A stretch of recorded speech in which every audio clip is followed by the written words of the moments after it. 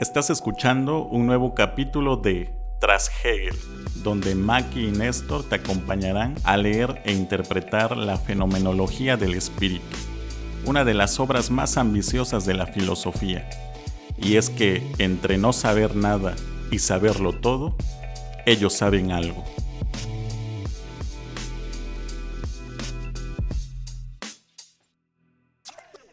Hola, bienvenidos a un nuevo capítulo de Tras Hegel, el primer podcast de filosofía en español donde leemos e interpretamos la fenomenología del espíritu de principio a fin.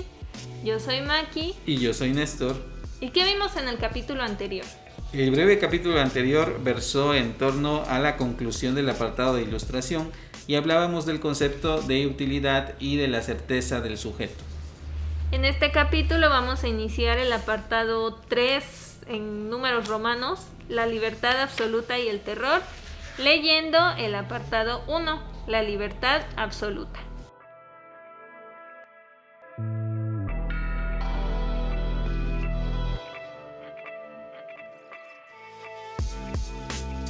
Ahora bien, esta recuperación de la forma de la objetividad de lo útil ya ha acaecido en sí, y de esta conmoción interior surge la real conmoción de la realidad, la nueva figura de la conciencia, la libertad absoluta.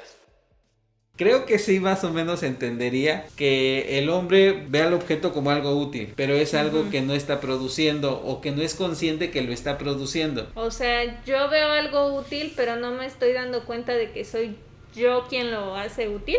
No te das cuenta a lo mejor de la potencialidad que esto tiene en la medida en que es algo que tú fabricas, algo que no estaba antes y que es puesto por ti. Porque si no es creado, al menos es transformado por ti. Uh-huh. Entonces, en este tipo de darse conciencia de, hay como un tipo, llamémoslo con este concepto de empoderamiento de la conciencia, en el momento en que se da cuenta que todo surge de ella. Entonces, ya no es que sea tan dependiente del objeto en cuanto producido y bajo ciertos requerimientos y demás, sino que ya se da cuenta que en sus manos está el crear algo distinto. Como a lo mejor este podcast, ¿no? Exacto, quizá eso estaba pensando. Ya no lo vemos como que nosotros trabajamos por el podcast o para el podcast, sí, sino que nosotros somos capaces de hacer un podcast. Exactamente. Y lo mismo, o sea, si de pronto nos demandaran y dijeran, ya no pueden usar Tras Hegel ni leer la fenomenología del espíritu, nosotros tenemos esa posibilidad de crear un nuevo podcast. Claro, ¿no? Efectivamente, porque te das cuenta que aquello que está hecho afuera, o sea, ciertamente lo puedes disfrutar y demás, pero tú eres quien lo está realizando. Y este toma de conciencia como que te puede ayudar a, bueno, me parece llegar al concepto de libertad absoluta al cual está apuntalando el concepto. Como que pueden controlar lo que está fuera de mí, pero lo que está dentro de mí nadie lo puede controlar, ¿no? Algo por ahí va, efectivamente.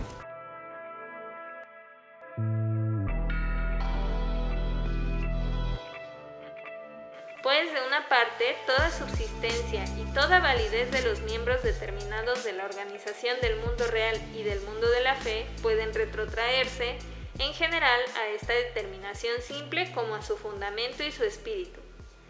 Pero, de otra parte, esta determinación simple no tiene ya de por sí nada propio, sino que es más bien pura metafísica, puro concepto o saber de la autoconciencia. Interesante, aunque complejo por las palabras que utiliza. Ajá, otra vez entramos en el en sí, para sí, por sí, del sí, cual sí. Exacto, y sobre todo acá, bueno, lo que a mí me llama la atención es el uso de la palabra metafísica. Lo que pasa es que, o sea, nos vemos obligados a cambiar así como que en el caminito de Hegel. Sí. Porque toda nuestra subsistencia, como dice, toda subsistencia y toda validez de los miembros determinados de la organización del mundo real, o sea, las personas, las cosas, etcétera, las estábamos pensando como que tenían su substancia. Había un Néstor ahí metafísico, pero eso se queda en metafísica porque entonces cada quien realmente en su relación con el mundo se entendería, digamos, como espíritu.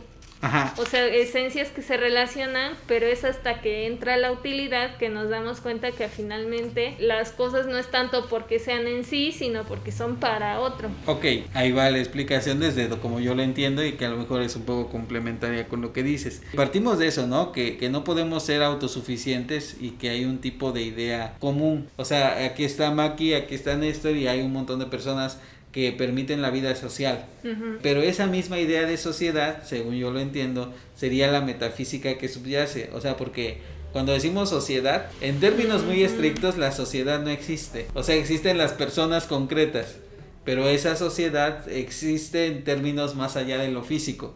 En el trabajo teórico práctico que cada uno de nosotros realiza y que contribuye a la subsistencia de todos. Y esto es útil, entonces haz de cuenta que para mí es útil el dinero, entonces tengo que fabricar algo que sea útil para ti.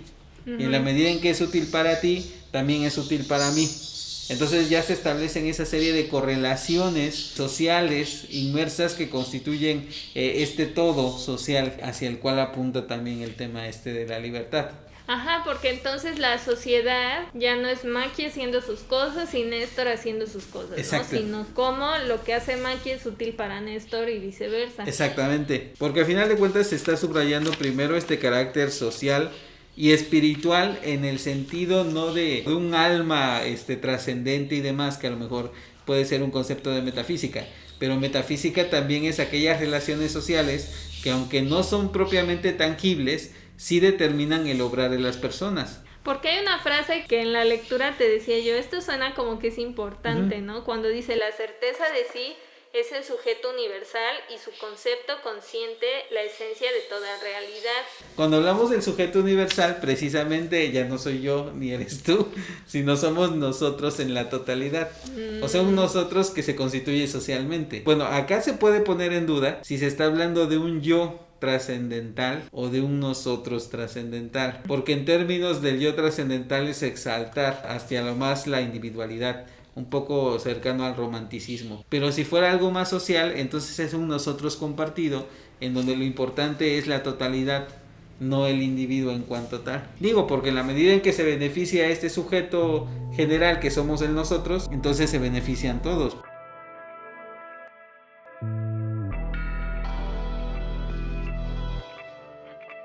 El espíritu es la autoconciencia que se capta a sí misma, de tal modo que su certeza de sí misma es la esencia de todas las masas espirituales del mundo real y del mundo suprasensible, o de tal modo que a la inversa, la esencia y la realidad son el saber de la conciencia acerca de sí misma. Hay como un tipo de toma de conciencia colectiva. En esta toma de conciencia colectiva ya no es que estemos hablando de mi caso, porque, o sea, si nos vamos a las individualidades, cada quien va a vivir atomizado dentro de un grupo social, pero cuando la voluntad es colectiva, entonces yo puedo identificarme dentro de la causa del otro, y el obrar de uno es el obrar del otro. Y entonces me doy cuenta de que yo vivo en Francia y no es que yo sufra solito, sino que todos estamos sufriendo y eventualmente vamos a decir, ¿y quién nos está haciendo sufrir? Ajá, la monarquía. Exacto, sí hay un tipo de darnos cuenta. En cada movimiento social lo pudiéramos identificar. Uh-huh. Se crea la idea de colectividad porque el obrar de uno es el obrar del otro, el sufrimiento de uno es el sufrimiento del otro, el padecimiento de uno es el padecimiento del otro. Pero en términos colectivos, en términos que une, me parece que la noción de espíritu se acerca siempre a lo colectivo, y la libertad tiene que ver con esta capacidad de trascender lo individual y obrar colectivamente, y el espíritu que impulse a cada uno de esos movimientos y grupos y demás.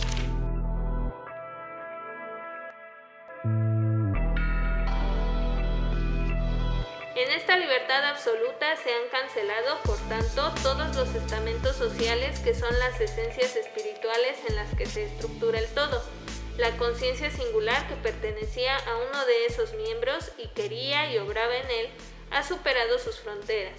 Su fin es el fin universal, su lenguaje la ley universal y su obra la obra universal. O sea, Hegel nos habló del socialismo. Ajá, pues así es un término muy semejante, ¿no? En el sentido de que sí se rompen todas las barreras individuales, y en esta idea de colectividad organizada socialmente, lo que importa es la voluntad de todos. Y valga decir que lo que se está enfatizando al principio es que para que esto funcione debe de haber esta entrega total hacia esta voluntad colectiva. Por eso dice sustancia indivisa. En el momento en que esta sustancia, este grupo, este colectivo se empieza a fragmentar, no se puede vencer al poder, ¿no? Porque también acá dice que solamente esta sustancia indivisa es capaz de subir al trono y vencer cualquier tipo de poder y resistencia. Como en Bichos. Ajá, exactamente, como en Bichos o en Ants, que también que nadie vio. Esto con sus límites y sus beneficios, porque el beneficio es que efectivamente la sociedad puede avanzar así, con el sacrificio individual del trabajo de uno en aras del colectivo. El problema es que en los sistemas contemporáneos capitalistas lo que se impulsa es la individualidad. Entonces tú vas al trabajo para proteger tus intereses, no los intereses de los demás.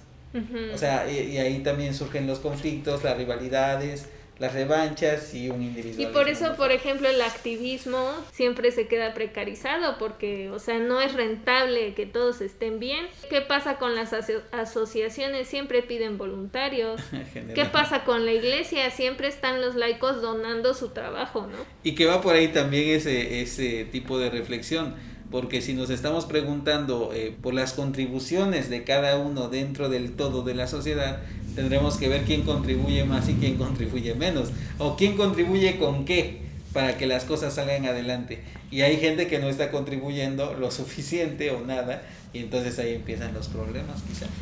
Ahí yo creo que lo importante en este tipo de debates es buscar un tipo de equilibrio que siempre es complicado, en donde yo pueda ver satisfechos mis propios intereses y todos los demás también, dentro de un sistema que vea por un interés general colectivo. Porque también si nos centramos en el individualismo, caemos en el mundo en el que estamos viviendo totalmente descarnado, individualista. Y que vemos a los supermagnates como que, sí, lo que lograron con su trabajo. Pues, sí, ¿cuál trabajo? El trabajo de todos los demás. Y gracias por las miserias que te dan como caridad, lo que por justicia debería estar mejor distribuido.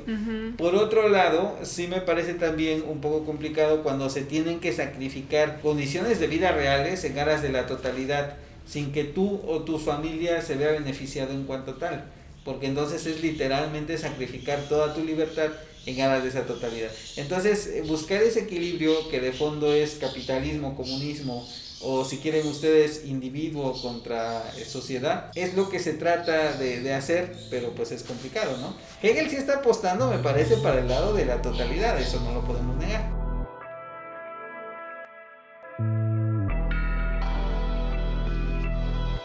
Después de superadas las masas espirituales distintas y la vida limitada de los individuos y sus dos mundos, solo se halla presente, por tanto, en sí mismo, el movimiento de la autoconciencia universal, como una acción mutua de ella en la forma de la universalidad y de la conciencia personal. La voluntad universal entra en sí misma y es voluntad singular, a la que se enfrentan la ley y la obra universales. Pero esta conciencia singular es consciente de sí, no menos inmediatamente como conciencia universal. Ella es consciente de que su objeto es ley dada por ella y obra llevada a cabo por ella, pasando a la actividad y creando objetividad. No hace, por tanto, nada singular, sino solamente leyes y acciones de Estado. Y entonces por eso tenemos una revolución que nos quita la monarquía, que son unas voluntades ahí ajenas diciéndonos qué hacer. Sí, efectivamente, ¿no? Aquí es totalmente el empoderamiento de las masas, porque se dice en términos de masas, y sí, ¿no? O sea, es la voluntad de todos. ¿Quién va a poder contra esa voluntad de todos? Nosotros mismos podemos ponernos leyes, podemos hacer Estado y poner los márgenes de la propia socialidad.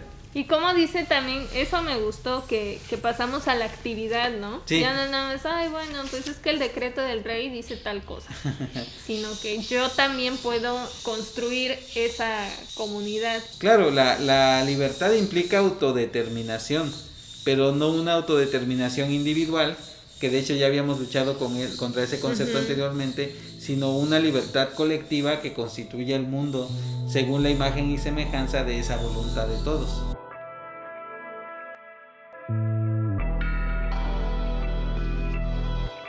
Este ser otro sería la diferencia en la libertad, con arreglo a la cual se dividiría en masas espirituales subsistentes y en los miembros de poderes diversos. En parte, en que estas masas fuesen las cosas del pensamiento de un poder legislativo, judicial y ejecutivo separado, pero en parte las esencias reales que se desprenderían como resultado en el mundo real de la cultura. Bueno, que en esta transición sí qué es lo que se puede hacer y qué es lo que no se puede hacer. No se cambia absolutamente todo, sino se cambia un régimen de gobierno, del monárquico concretamente al republicano. Y en el sistema republicano hay división de poderes. Entonces no cambian inmediatamente todo, sino sientan las bases de los cambios, que serían en este caso establecer la nueva forma de gobierno con 3 sistemas distintos de participación de toda la sociedad que representen a la voluntad popular. Pues yo lo entiendo así porque literalmente casi lo está diciendo. Sí. Pero nunca no sé. Había sido tan claro Hegel, salvo esa vez que dijo, como claramente ya dije.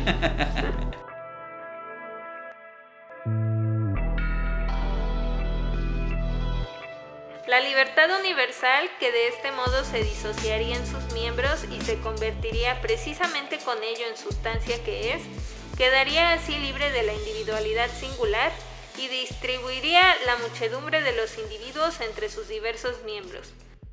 Bueno, acá no sé hasta qué punto tenemos que echarnos una zambullida por la historia propiamente de Francia, de que en lugar de establecerse propiamente los poderes, se fue más a las asambleas, pero las asambleas populares se reunieron un montón de gente y votar a mano alzada, y sobre eso decidir políticamente lo que se va a hacer. O sea, porque la conciencia dice, ¿hasta qué punto voy a estar representado realmente si no soy yo el que decide y decide alguien más por mí?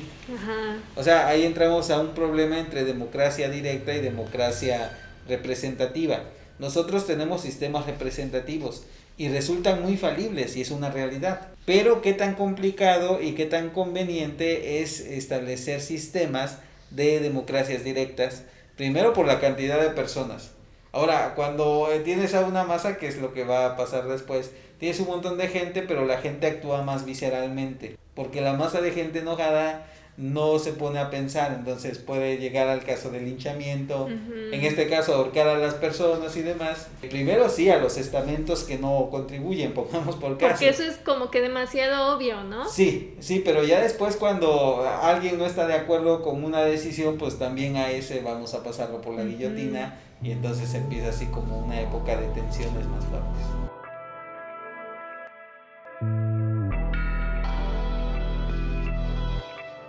Por tanto, ninguna obra ni acto positivos puede producir la libertad universal. A dicha libertad solo le resta el obrar negativo, es solamente la furia del desaparecer. Ay, no, qué triste. Pues es cierto porque... Es como de estamos atrapados. Sí, porque no nos podemos poner de acuerdo y es cierto. Puedes deshacer más fácil que hacer en la medida en que sean muchos, ¿no? Pero es difícil construir un plan común cuando son muchos. Y es cierto, o sea, mientras más personas se involucran, más difícil es hacer algún proyecto. Pues tan solo, por ejemplo, todo el asunto del aborto, ¿no? Sí. Que salen hasta debajo de las piedras de, ¡ay, es que las dos vidas! Y sí. hacen marchas, o sea, gente que a lo mejor no es tan políticamente activa en otras circunstancias, ¿no? Claro, sí, o sea, los movimientos sociales y los movimientos colectivos pueden destruir más fácil que tratar de abonar por un plan común que realmente sea eficaz. Ahí es cuando empezamos a elegir representantes, pero ya no es la voluntad de todos en cuanto tal, sino representada por un sujeto en particular. Malditos sean los ricos y toda la gente, ya, toda la sociedad.